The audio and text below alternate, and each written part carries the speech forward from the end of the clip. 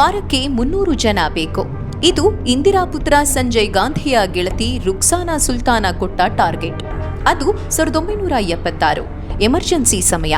ಹಳೆ ದೆಹಲಿಯ ಅನೇಕ ಕಡೆಗಳಲ್ಲಿ ದಿನವೂ ಬುಲ್ಡೋಸರ್ಗಳು ಘರ್ಜಿಸ್ತಾ ಇದ್ವು. ದೆಹಲಿಯ ಸೌಂದರ್ಯೀಕರಣದ ಕೆಲಸಕ್ಕಿಳಿದಿದ್ರು ಸಂಜಯ್ ಗಾಂಧಿ.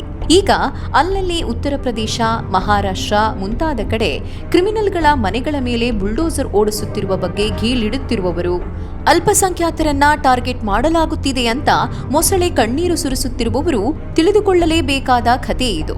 ಬುಲ್ಡೋಸರ್ಗಳು ಎಗ್ಗಿಲ್ಲದಂತೆ ಅವತ್ತೇ ಕಾಂಗ್ರೆಸ್ಸಿನ ಕಾಲದಲ್ಲೇ ಓಡಾಡಿದ್ವು. ಲಕ್ಷಾಂತರ ಅಲ್ಪಸಂಖ್ಯಾತರನ್ನೇ ಮನೆ ಬಿಟ್ಟು ಓಡಿಸಿದ್ವು. ಅದು ಕ್ರಿಮಿನಲ್ಗಳನ್ನಲ್ಲ, ಅಮಾಯಕರನ್ನ. ದೆಹಲಿಯಲ್ಲಿ ತುರ್ಕ್ಮನ್ ಗೇಟ್ ಅನ್ನುವ ಒಂದು ಜಾಗ ಇದೆ. ಜಾಮಾ ಮಸೀದಿಯಿಂದ ಕೂಗಳತೆ ದೂರದಲ್ಲಿರುವ ಜಾಗ ಅದು. ಸುತ್ತಲೂ ಕಿರಿದಾದ ಗಲ್ಲಿಗಳು, ಓಣಿಗಳು. ಬಹುತೇಕ ಮುಸ್ಲಿಮರದ್ದೇ ಏರಿಯಾ ಅದು. ಅದೊಂದು ದಿನ ಸಂಜಯ್ ಗಾಂಧಿಗೆ ದಿಲ್ಲಿಯನ್ನ ಸುಂದರಗೊಳಿಸಬೇಕು ಅನ್ನಿಸ್ತಲ್ಲ.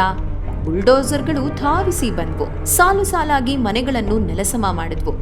ಶಾ ಕಮಿಷನ್ ರಿಪೋರ್ಟ್ ಹಾಗೂ ಎಂಆರ್ ಟಾರ್ಲೋ ಅವರ unsettling of the emergency, narratives of the emergency in Delhi ಪುಸ್ತಕ ಸೇರಿದಂತೆ ಅನೇಕ ಪ್ರತ್ಯಕ್ಷ ವರದಿಗಳ ಪ್ರಕಾರ ಎಮರ್ಜೆನ್ಸಿಯ 21 ತಿಂಗಳಲ್ಲಿ ಅಲ್ಲಿ ನೆಲೆ ಕಳೆದುಕೊಂಡವರ ಸಂಖ್ಯೆ ಸುಮಾರು 7 ಲಕ್ಷ.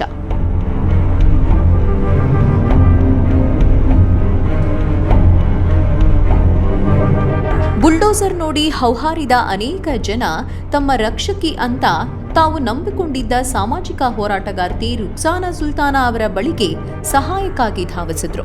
ಆಗ ಅವರಿಗೆ ರುಕ್ಸಾನಾ ಕೊಟ್ಟ ಟಾರ್ಗೆಟ್ಟೇ ವಾರಕ್ಕೆ 300 ಜನ. ಅಷ್ಟು ಜನ ಗಂಡಸರನ್ನು ಫ್ಯಾಮಿಲಿ ಪ್ಲಾನಿಂಗ್ ಆಪರೇಷನ್ನಿಗೆ ಒದಗಿಸಿಕೊಟ್ರೆ ಮನೆ ಉಳಿಯುವುದು ಅನ್ನುವ ಕಂಡೀಷನ್ ಹಾಕಿದ್ರಂತೆ ರುಕ್ಸಾನಾ. ಈ ಫ್ಯಾಮಿಲಿ ಪ್ಲಾನಿಂಗ್ ಅನ್ನುವುದು ಸಂಜಯ್ ಗಾಂಧಿಯ ಇನ್ನೊಂದು ಅತಿರೇಕಿ ಯೋಜನೆ. ತುರ್ಕ್ಮನ್ ಗೇಟ್ನ ಸಮೀಪದಲ್ಲೇ ದೂಜಾನಾ ಹೌಸ್ನಲ್ಲಿ ಒಂದು ಆಪರೇಷನ್ ಕೇಂದ್ರ ಶುರುವಾಗಿತ್ತು. ಅಲ್ಲಿಗೆ ಬಲವಂತವಾಗಿ ಎಳೆದುಕೊಂಡು ಹೋದ ಅನೇಕ ಗಂಡಸರು ಅಲ್ಲಿಂದ ಸೀದಾ ರುದ್ರಭೂಮಿಗೆ ಹೋಗಿದ್ದನ್ನು ನೋಡಿದ್ದ ಹೆಂಗಸರಿಗೆ ಈ ಕಂಡೀಷನ್ ಅಪಾಯಕಾರಿಯಾಗಿ ಕಾಣ್ತು. ನೋಡುತ್ತಲೇ ಮುಸ್ಲಿಂ ಮಹಿಳೆಯರ ದೊಡ್ಡ ಗುಂಪೆ ಅಲ್ಲಿ ಜಮಾವಣೆಯಾಗಿ ಪ್ರತಿಭಟನೆ ಶುರುವಾಯಿತು. ಗಂಡಸರನ್ನು ತುಂಬಿಕೊಂಡಿದ್ದ ಆಂಬ್ಯುಲೆನ್ಸಿಗೆ ಅಡ್ಡವಾಗಿ ಅನೇಕರು ರಸ್ತೆಯಲ್ಲೇ ಮಲಗಿದ್ರು. ಇನ್ನಷ್ಟು ಜನ ಸೇರಿದ್ರು. ಕಲ್ಲು ತೂರಾಟ ಶುರುವಾಯಿತು. ಜನರ ಮೇಲೆ ಪೊಲೀಸರು ಕಲ್ಲೆಸೆದ್ರು. ಗೋಲಿಬಾರ್ ದೂರವಿರಲಿಲ್ಲ. ಸತ್ತವರೆಷ್ಟು, ಗಾಯಾಳುಗಳೆಷ್ಟು ಅನ್ನುವುದರ ಲೆಕ್ಕವೂ ಸಿಕ್ಕಿಲ್ಲ. ಇಡೀ ಗಲಭೆಯನ್ನು ಅಲ್ಲೇ ಅನತಿ ದೂರದಲ್ಲಿದ್ದ ಪಂಚತಾರ ಹೋಟೆಲಿನ ಬಾಲ್ಕನಿಯಲ್ಲಿ ನಿಂತು ಸಂಜಯ್ ಗಾಂಧಿ ನೋಡ್ತಿದ್ರು ಅನ್ನುವುದು ಸುಳ್ಳೋ ನಿಜವೋ ಗೊತ್ತಿಲ್ಲವಾದ್ರೂ ಎಮ್ಮಾ ಹಾಗೂ ಜಾನ್ ದಯಾಳ್ ರವರ ಪುಸ್ತಕಗಳು ಸೇರಿದಂತೆ ಅನೇಕ ಪುಸ್ತಕಗಳಲ್ಲಿ ಪ್ರಸ್ತಾಪವಾಗಿರುವುದಂತೂ ನಿಜ. ಮುಸ್ಲಿಮರ ಕಲ್ಯಾಣದ ಬಗ್ಗೆ ಕಾಂಗ್ರೆಸ್ ಎಂದಿನಂತೆಯೇ ಈಗಲೂ ಮಾತನಾಡುತ್ತಲೇ ಇದೆ.